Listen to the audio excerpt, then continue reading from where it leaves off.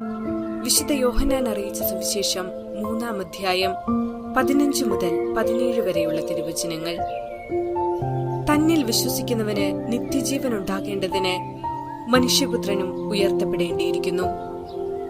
എന്തെന്നാൽ അവനിൽ വിശ്വസിക്കുന്ന ഏവനും നശിച്ചു പോകാതെ നിത്യജീവൻ പ്രാപിക്കുന്നതിനു വേണ്ടി തന്റെ ഏകജാതനെ നൽകാൻ തക്കവിധം ദൈവം ലോകത്തെ അത്രമാത്രം സ്നേഹിച്ചു. ദൈവം തന്റെ പുത്രനെ ലോകത്തിലേക്ക് അയച്ചത് ലോകത്തെ ശിക്ഷയ്ക്ക് വിധിക്കാനല്ല, പ്രത്യുത അവൻ വഴി ലോകം രക്ഷ പ്രാപിക്കാനാണ്. ഓർമ്മിക്കുക, പിതാവും പുത്രനും പരിശുദ്ധാത്മാവുമായ ത്രിയേക ദൈവമേ, നിങ്ങളുടെ സ്നേഹസമ്മാനമായ വിശുദ്ധ കുർബാനയിൽ പങ്കെടുക്കുവാൻ എന്നെ യോഗ്യനാക്കേണ്ട തികഞ്ഞ സ്നേഹവും ഉറച്ച വിശ്വാസവും പൂർണ്ണ ഹൃദയവും വിനീത മനസ്സും നിഷ്കളങ്കമായ പ്രാർത്ഥനയും അഗാധമായ മനസ്താപവും എന്നിൽ സൃഷ്ടിക്കണമേ. എന്റെ ജീവിതത്തിൽ ഞാൻ കാണുന്നതും കേൾക്കുന്നതും അനുഭവിക്കുന്നതുമെല്ലാം ഹൃദയമാകുന്ന അൾത്താരയിൽ അങ്ങേക്ക് സമർപ്പിക്കുവാൻ എന്നെ സഹായിക്കണമേ. എന്റെ പ്രാർത്ഥന വെറും അധര വ്യായാമമാകാതെ ഹൃദയത്തിൽ പ്രാർത്ഥിക്കുവാൻ എന്നെ പഠിപ്പിക്കണമേ. ഈ മനോഭാവം ഉൾക്കൊണ്ടു വളരുവാൻ പൗരസ്ത്യ പിതാക്കന്മാർ നിർദ്ദേശിക്കുന്നു. ഈശോയെ, പാപിയായ എന്നിൽ കനിയണമേ എന്ന പ്രാർത്ഥന നിരന്തരം ഉരുവിട്ടുകൊണ്ട് നടക്കുക. നമ്മുടെ ശ്രദ്ധ പതിയുന്ന സ്ഥലങ്ങളിലെല്ലാം എഴുതിവെക്കുക. പ്രാർത്ഥനാവേളകളിൽ നമ്മുടെ ആവശ്യങ്ങൾ ഉണർത്തിക്കുന്നതിൽ മാത്രം ഒതുങ്ങി നിൽക്കാതെ എന്റെ ഇഷ്ടമല്ല അങ്ങയുടെ ഇഷ്ടം നിറവേറട്ടെ എന്നുകൂടെ പറഞ്ഞ് പരിശീലിക്കുന്നവരും പരിശീലിപ്പിക്കുന്നവരുമായി മാറുവാൻ എല്ലാവർക്കും ഇടവരട്ടെ എന്ന് പ്രാർത്ഥിക്കാം.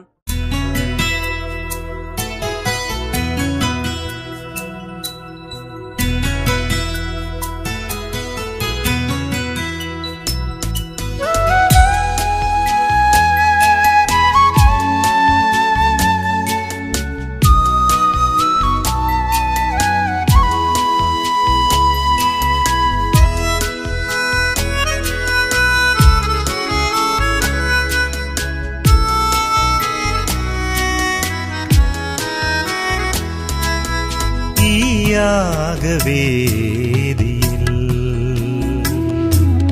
നൽകുന്നു ദൈവമേ, കാഴ്ചയായി ഞാനിന്നു നൽകാം നന്ദി നിറഞ്ഞൊരെൻ മാനസം.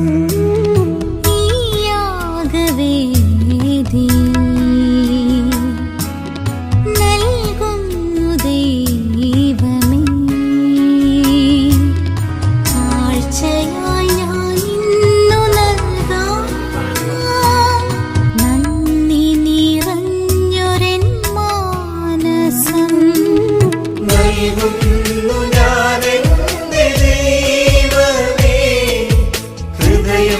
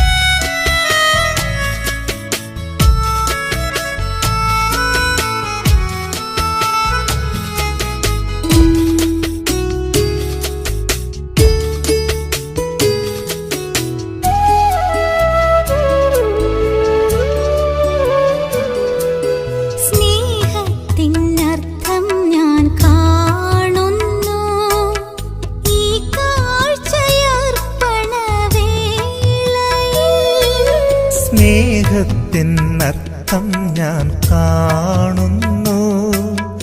ഈ കാഴ്ചയർപ്പണവേളയിൽ സ്നേഹിച്ചു ഈ ജന്മം പൂർത്തിയാക്കാൻ എൻ ഹൃദയം കൊതിക്കുന്നു.